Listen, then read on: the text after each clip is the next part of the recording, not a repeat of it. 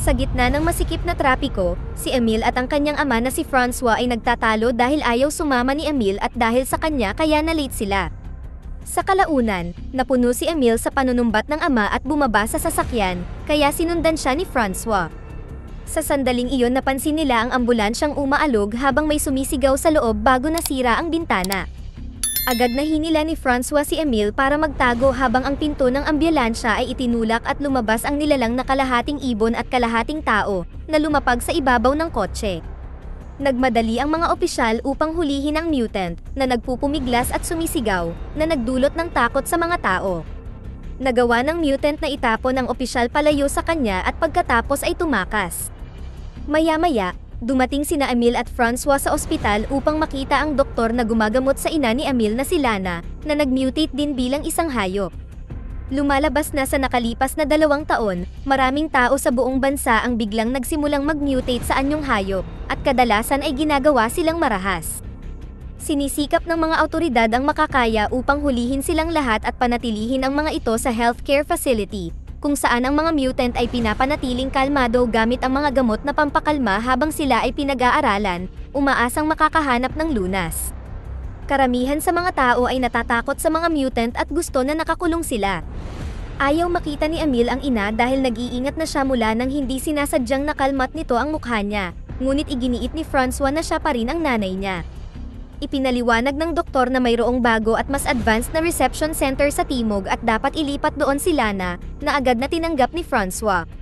Gusto niyang lumipat doon kasama si Emil para makapagsimula sila ng bagong buhay, malayo sa panghuhusga ng mga taong nakakaalam tungkol kay Lana. Pagpasok nila sa silid ni Lana, napansin ni Emil ang lahat ng mga kalmat sa dingding at hindi siya masyadong lumalapit sa ina. Si Francois ay umupo katabi ng asawa at nakipag-usap sa kanya sa paniniwalang makakatulong ito, ngunit iniisip ni Emil na hindi nito naiintindihan ang anumang sinasabi nila. Makalipas ang ilang linggo, lumipat sina Emil, Francois, kasama ang kanilang aso sa bagong tahanan sa tabi ng kagubatan. Hindi nagtagal ay nagsimulang pumasok sa paaralan si Emil at nang ipakilala siya ng guro sa klase, napakaraming itinanong ni Nina. Nagpa siya si Emil na magsinungaling at sinabing patay na ang kanyang ina bago ipinaliwanag na ang peklat niya ay dulot ng kidlat. Kinagabihan, tumama sa bayan ang malakas na bagyo. Nawalan ng kuryente, at nagising si Emil sa ingay na dulot ng hangin at kidlat. Naglakad siya upang tingnan ang bintana at nagulat siya sa isang nilalang na nakatingin sa bahay, ngunit sa sandaling na ibalik ni Francois ang power, nawala ang nilalang. Kinabukasan, nakatanggap sila ng emergency call at nagmamadaling pumunta sa lawa, at nakita nilang hinarang ng mga pulis at mga bumbero ang lugar.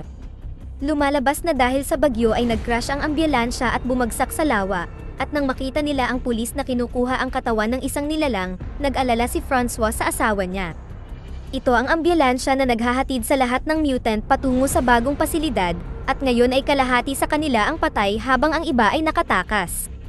Pinigilan ng mga pulis ang desperadong si Francois habang tinatawag ang pangalan ng asawa, ngunit sinabi sa kanya ni Officer Julia na hindi nila natagpuan ang katawan ni Lana kaya maaaring nasa paligid lang siya ng kagubatan.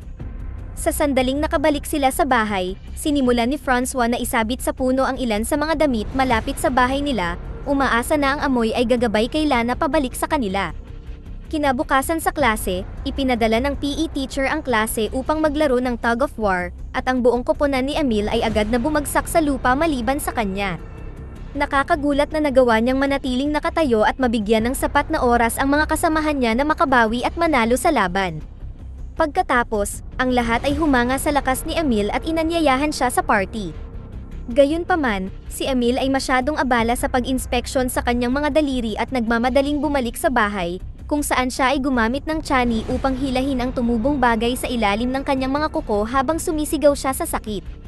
Nagulat siya nang matuklasan niya ang ilang maliliit na kuko, ibig sabihin ay unti-unti na rin siyang nagsisimulang mag-mutate. Pagkatapos ay tiningnan niya sa salamin ang kanyang likod at napansin niyang nagbabago na rin ang hugis ng kanyang gulugod. Napupuot sa sarili, itinapon niya ang mga gamit sa paligid ng banyo bago pumasok sa bathtub upang hugasan ang kahihiyan. Lumapit sa kanya ang aso para i-comfort siya. Samantala, pumunta si Francois sa grocery at nakasalubong si Julia. Ipinaalam sa kanya na tumigil na sila sa paghahanap dahil nangako ang gobyerno na magpapadala ng militar.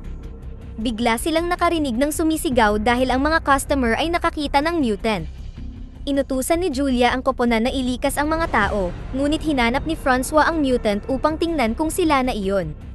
Ang nilalang ay isa palang pusit na mutant na gusto lang kumain ng isda, at nang mapansin niyang natagpuan na siya, binato niya sila ng kahon ng hipon bago tumakbo palayo.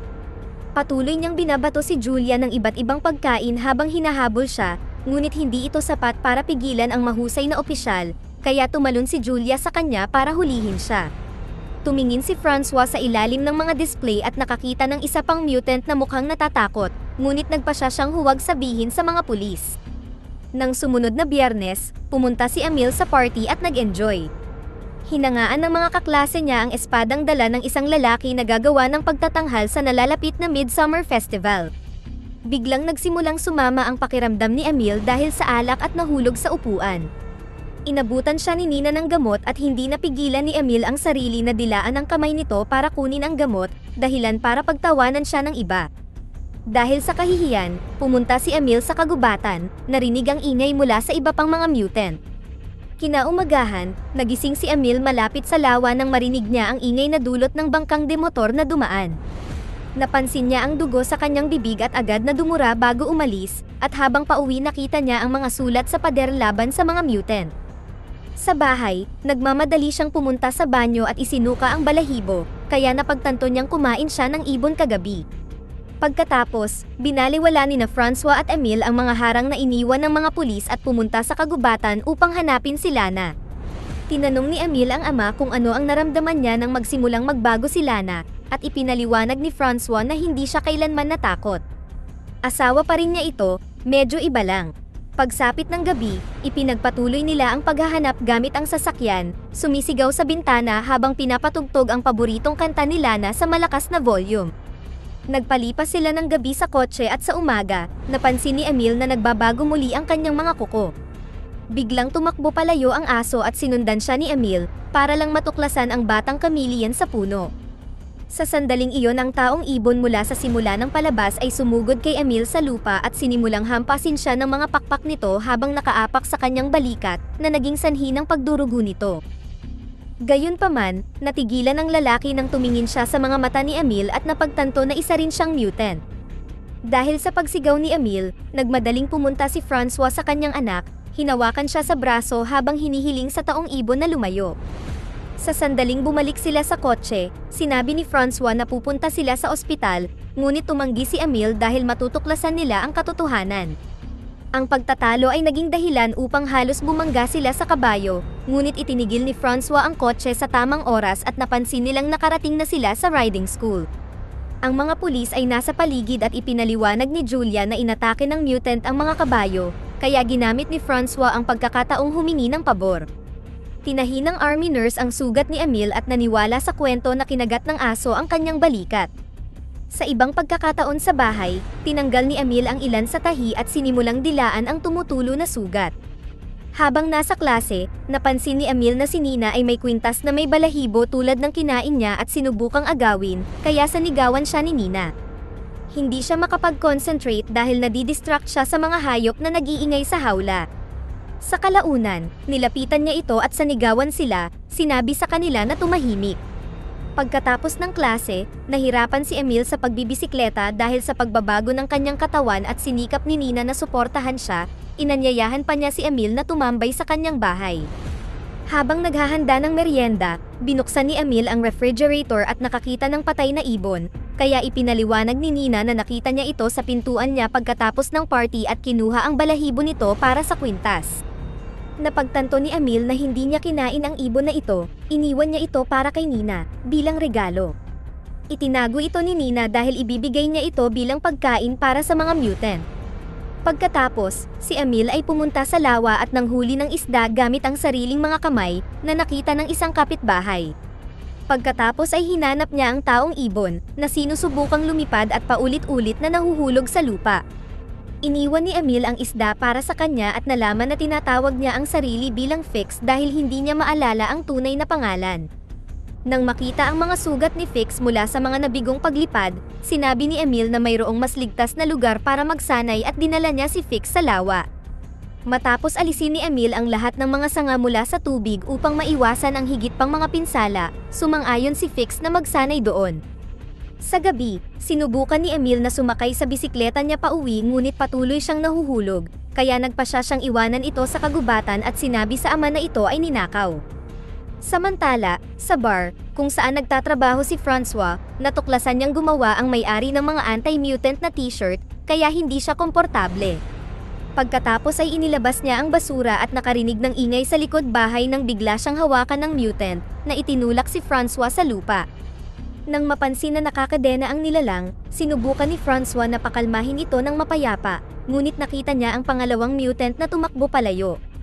Sa sandaling iyon, itinulak ng katrabaho ang nilalang gamit ang saghuan, na nagpapakita na ang mutant ay kamag-anak niya at itinatago niya ito sa trabaho. Sinubukan nilang gabayan ang nilalang pabalik sa pinagtataguan, ngunit ang mutant ay nabigla at sumugod sa harap ng bar, na naging dahilan upang ang lahat ay tumakbo sa takot. Sa paniniwalang ang ibang nilalang ay maaaring si Lana, tumakbo si Francois sa kagubatan at nahanap ang asawa sa buong anyo ng oso, na gumawa ng ingay bago umalis. Maya-maya sa tanghalian sa paaralan, may naramdaman si Emil sa kanyang bibig at biglang naglabas ng ngipin. Nandidiri ang iba at nagkunwari siyang baby tooth iyon. Sa hapon ay binisita niya si Fix, na paulit-ulit na nahuhulog sa tubig habang sinusubukang matutong lumipad. Nang magpahinga si Fix, tiningnan ni Emil ang mga sugat niya at inalis ang benda sa mukha niya. Natuklasan na ang mga doktor ay nagsagawa ng kakilkilabot na operasyon upang alisin ang tumutubong tuka. Sa gabi, sinamahan ni Julia si Francois sa kagubatan upang tulungan siyang hanapin si Lana, at kailangan nilang magtago sa tuwing nakakakita sila ng sasakyan ng pulis na dumadaan. Sa huli, wala silang nakitang anumang nilalang, ngunit nabigla si Francois nang makita ang bisikleta ni Emil. Pag-uwi niya, natuklasan ni Francois na barado ang lababo sa banyo kaya inalis niya ang tubo para alisin ang bara. Nakita niya ang maraming buhok at ilang kuko, na sa wakas ay napagtanto niya na nagbabago na rin si Emil. Sa sandaling nakauwi si Emil, ipinakita sa kanya ni Francois ang mga kuko at ang bisikleta, ngunit itinanggi ni Emil ang lahat. Isinara ni Francois ang bahay at tumanggi siyang papasukin siya hanggang sa umamin siya, kaya sinubukan ni Emil na tumakas. Hinabol siya ni Francois at itinulak sa lupa, niyakap ng mahigpit si Emil habang umiiyak. Kinaumagahan, diretsong kumain si Emil sa kanyang plato sa halip na gumamit ng kutsara, at nanatili si Francois sa pagsuporta sa kanya. Binigyan din siya ng ilang gamot ni Lana para makontrol ni Emil ang bugso ng damdamin habang nasa klase siya. Pagkatapos ay sinuri ni Francois ang bibig ni Emil at kinumpirma na ang pangil ay nasa likod, kaya hindi ito makikita ng iba. Pinaalalahanan niya ang anak na putulin ang kuko araw-araw at naglagay ng bulak sa tainga nito bago tinakpan ng buhok, sa ganoong paraan mabawasan ang ingay na naririnig ng malakas niyang pandinig. At panghuli, ipinakita ni Francois kay Emil kung paano gumamit ng hair removal cream sa kanyang katawan. Kinalaunan ng araw na iyon, kausap ni Emil si Nina sa cellphone habang naglalakad sa labas ng bahay. Hiniling niya kay Nina na sumigaw at nang gawin niya ito, natuwa siya nang matuklasan na naririnig niya ito mula roon. Kinabukasan, binisita ni Emil si Fix at nalaman niyang hindi na siya makapagsalita, gumagawa lang siya ng tunog ng ibon. Matapos siyang yakapin ni Emil, umakyat si Fix sa puno at pagkatapos ay tumalon, na nagpapakitang sa wakas ay nakakalipad na siya at labis na nasisiyahan sa ginagawa niya. Pagkatapos, pumunta si Emil sa pista, kung saan nagtatrabaho ang kanyang ama. Galit na galit si Francois nang makita siya dahil dapat ay nagtatago si Emil, at naganap ang pagtatalo na mabilis na umakyat sa pisikalan. Umungol si Emil habang kinakagat ang balikat ng ama, hindi binibitawan hanggang sa pagbantaan siya ni Francois ng gunting. Masama ang loob at nalilito, lumayo si Emil at nakasalubong si Nina, na nag-imbita sa kanya na mamasyal sa taniman ng mais. Naghalikan ng mga kabataan at mabilis na uminit ang bagay-bagay, kaya humiga sila para magpatuloy.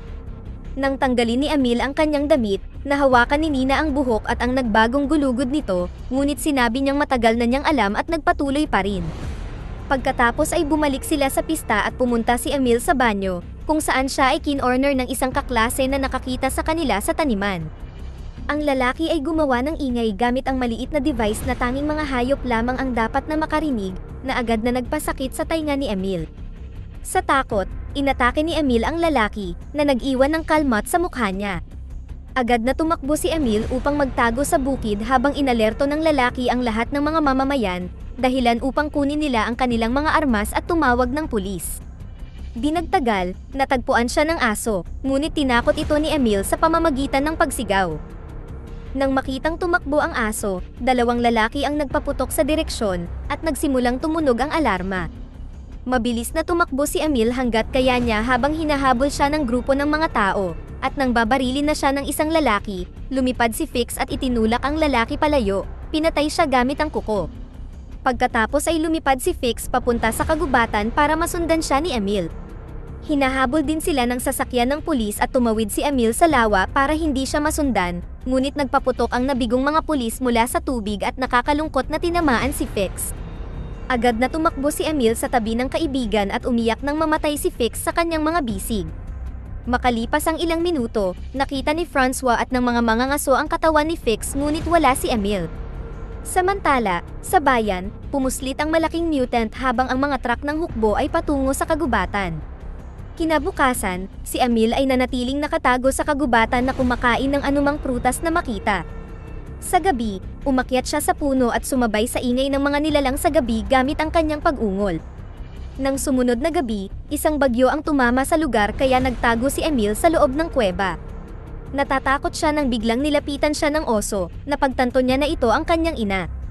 Pinagdikit nila ang kanilang mga noo upang kilalanin ang pagmamahal nila sa isa't isa pagkatapos ay umalis si Lana, na gustong sundan siya ng kanyang anak. Ginawa ito ni Emil at natuklasan niya ang napakaraming mutant na namumuhay na nagkakaisa, kasama ang babaeng chameleon. Sa sandaling iyon ay nakakita siya ng flare na pumutok sa kalangitan, ibig sabihin ay natagpuan sila ng hukbo. Si Emil at ang iba pang mga mutant ay sumubok na tumakbo at magtago, ngunit ang mga sundalo ay gumamit ng masakit na tunog kaya ang mga nilalang ay walang magawa kundi mamilipit sa sakit at nahuli. Ang tanging nakatakas ay ang babaeng chameleon, na gumamit ng camouflage para magtago.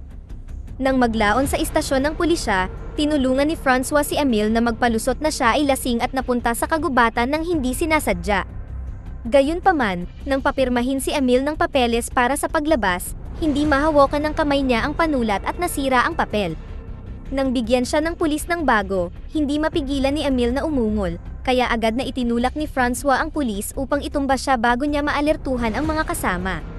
Tumama ang ulo ng opisyal at nahimatay, kaya tinatakan ni Francois ang dokumento. Pagkatapos ay mabilis niyang ipinakita ito sa receptionist at matagumpay na umalis kasama si Emil. Pagkatapos, sumakay sila sa kotse para umalis sa bayan. Di nagtagal, sinimulan silang habulin ng pulisya, ngunit ipinangako ni Francois kay Emil na hindi siya papayag na mapunta siya sa anumang institusyon at nagmaneho ng mabilis hanggat maaari, dumaan sa bakod upang marating ang kagubatan. Pagkatapos ay sinabihan ni Francois ang anak na tumakbo, at ginawa ito ni Emil habang siya ay umuungol sa kaligayahan. Dito na nagtatapos ang ating kwento. Sana ay nagustuhan nyo, mag-subscribe na kung hindi ka pa nakasubscribe, pindutin na rin ang notification bell at like button upang matulungan ang channel, and leave a comment down below, and as always, thank you for watching.